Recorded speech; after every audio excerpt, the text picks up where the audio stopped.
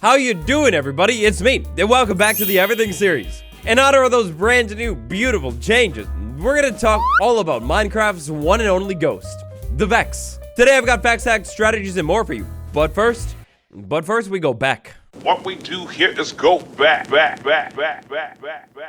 Back to a simpler time, Minecraft 1.11. The Vex was first added to Minecraft in snapshot 16 W39A. When it was added to Minecraft, this is what it looked like. Honestly, this whole thing, the original texture, is pretty similar to what it ended up looking like for like 6 years. Clearly, this old version is like definitely wearing a dress or something. The very first version of the Vex was actually way weaker than the current version as well. It did about half as much damage. A couple snapshots after this ghost thing first manifested itself into the game, it got buffed into its current insanely overpowered version. Jump ahead to nowadays, or almost nowadays, and this is what we're looking at. The brand new, beautiful, upgraded Vex will be making its way into the game in Minecraft 1.19.3. Now, this Vex, I mean, look at this thing. The model has never been so beautiful. I mean, I know a lot of people miss the old one already, but like, that model, I mean, look, I can't even say it. I love this new model so much. It looks so good. And there's lore implications all over the place. Let's zoom in a little bit and take a look at this thing in glistening, high quality detail. The 4K. Look at the eyebrows on this model. It's so good. The new model, I mean, I already gave it so much praise, but it's like perfection. Now, the Vex has a total of 14 health, than it always has, which makes this thing like decently strong. But the attack, oh no, the attack can do up to 13.5 damage on hard difficulty. That makes this thing so deadly. Let's say the strongest sword in the game, a netherite sword. On its own, 8 attack damage. If we go ahead and buff it up with sharpness 5, that's gonna be 11 attack damage. Now, in total, take a look at our health right there. I mean, if I was full all the way, this thing could almost one-shot me. In its current state, though, like half full health, yeah, there's no chance I'm surviving a Vex attack. Not at all. As I'm sure you've seen, though, before, hopefully didn't experience too close up, but yeah, the Vex, it can go through anything in the game, including bedrock. Walls, bedrock, water, lava, fire, like literally anything. It can just move right through. Not a problem at all. This lava one is particularly interesting though, because that means the Vex, it cannot burn. It's 100% not flammable. That makes this mob like pretty unique. Definitely unique for overworld mobs. Taking a look at the bounding box of this thing, it's pretty small too. It's tricky to hit. Now, the bounding box of this thing is a little bit offset on this mob, at least in Minecraft Snapshot 22W45A, but that's because this is the old bounding box of the old Vex. Overall, with all of these stats in mind, the Vex is definitely one of the most dangerous overworld mobs in the entire game. You don't want to see it. Now, up until Minecraft 1.14, the Vex was actually pretty uncommon, because the only way to actually get to experience one of these things is first off, finding an evoker. Part of the evoker's whole thing is summoning the Vex into the game. When an evoker summons a Vex in, it'll summon anywhere from 1 to 3 Vexes at a time.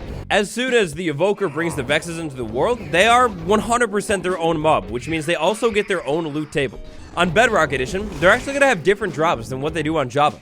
You see, over on Java, there's a prize. If you take this thing out, all you're rewarded with is experience. So, like, in other words, essentially nothing. Meanwhile, over on Bedrock Edition, this thing actually has the chance to drop the iron sword that it's holding. Sort of like the Wandering Trader, the Vex actually has a time limit when it's summoned into your world from an evoker. You see, when an evoker summons a Vex into the world, it's not going to be here forever. When this Vex is summoned in, it can survive anywhere from 30 up to 119 seconds. After those 119 seconds, or any random amount of seconds in between, this thing is actually going to start taking damage and eventually go away on its own entirely.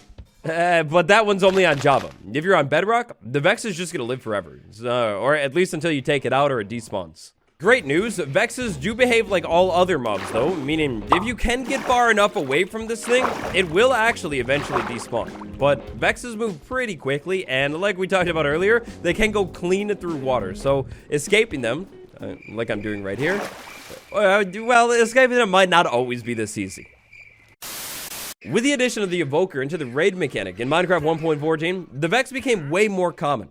If you've been playing the game long enough, you might remember a time before the Village and Pillage update, and if you do remember that time, then you definitely remember that the only way to see a Vex was actually go over to a woodland mansion, and to go over to a woodland mansion the first time, because once you take the evokers out at a woodland mansion, they're gone, forever. and so will the Vexes. Now, when it comes to combat, in a way, the Vex that's summoned from the Evoker is essentially a mini floating ghost version of that Evoker.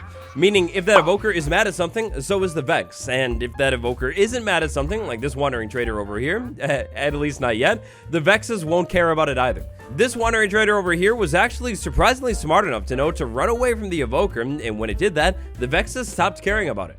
Unfortunately for us though, this only works like this for other mobs. The player is a different story. If a Vex sees you, it's mad at you, then it's gonna be mad at you no matter what, even if the Evoker doesn't care about you.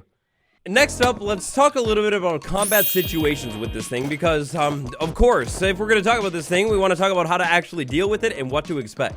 So, a Vex. A Vex, first things first, like we talked about already, is going to be summoned in from the Evoker. You find an Evoker, it's going to do that arm thing in the air, and typically, a couple of Vexes will pop up in the air around this thing.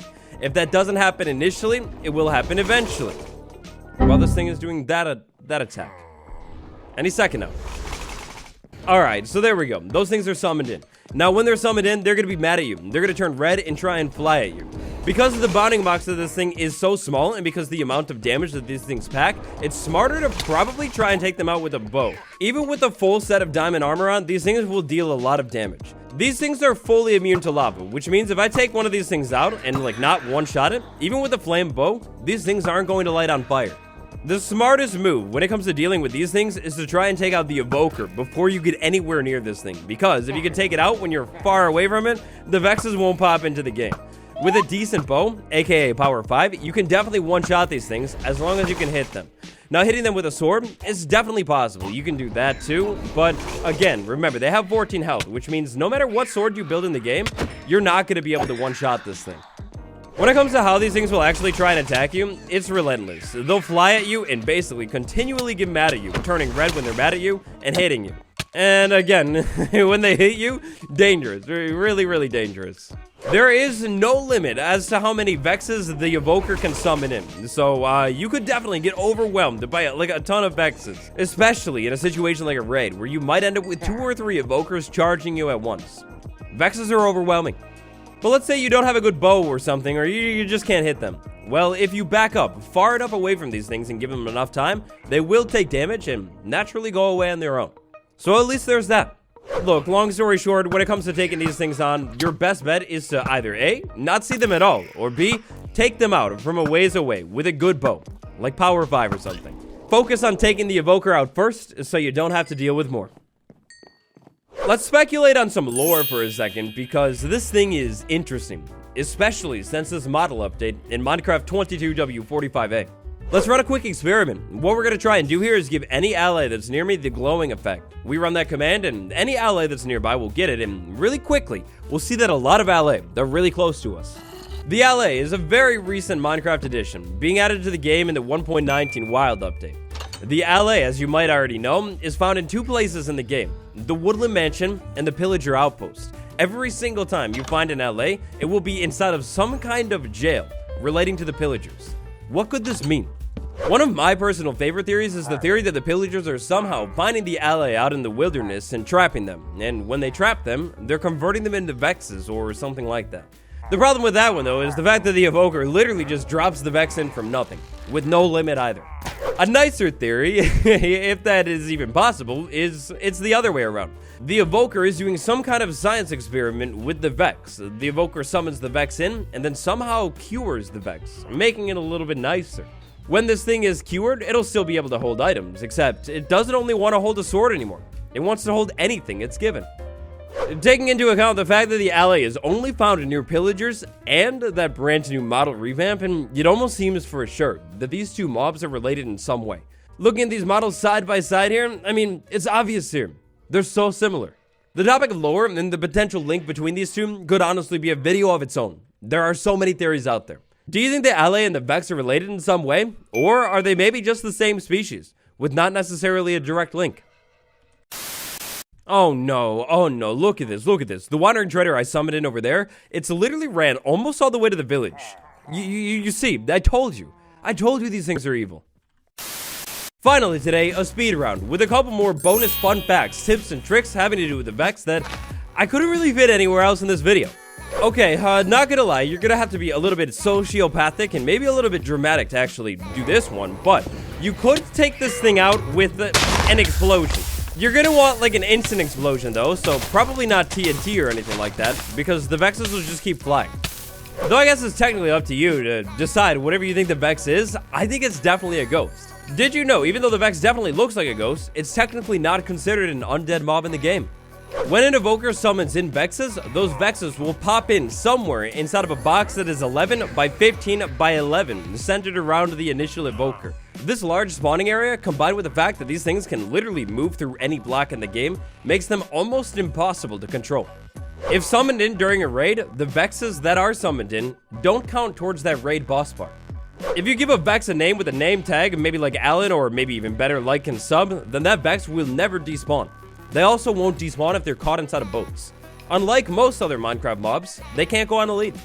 Vexes will naturally hate grown villagers, wandering traders, the iron golem, and of course, most importantly, you. Vexes can move through everything, but they're not completely immune to potions. If you can hit a Vex with a potion, it'll actually be affected by that effect. And that's like nightmare fuel. Can you imagine a Vex with invisibility? Like, an invisible Vex that can fly around and like one-shot you, two-shot you? Yeah. No, thank you. Vexes can move through literally everything, including the forbidden block that nobody should be able to move through. They can even go through portals like the end portal and the nether portal, but they do have one weakness, and interestingly, that weakness is gonna be the honey block. Vexes can and definitely will move through the honey block, but it does seem to slow their flight down a little bit. And finally here, the Vex. It is actually, they're really tricky to do, but actually possible to bounce the Vex around using a slime block. Like, check this out here. If you're quick enough, you can actually bounce them. Oh, and if you didn't notice, when you do bounce them, they literally go flying. It's kind of insane. Anyways, Vex, everything to know, that's just about it. What do you think about the old texture versus the new one? Which one is your favorite? Big shout out to you if you made it to this one of the video. You're my best friend, and the best. Next up, I recommend the previous episode of the Everything series, all about the sniffer, and how the vote maybe was rigged. Topic requests, put them down below, like, subscribe. It's been me, Wattles. I'll see you tomorrow. Goodbye, everyone.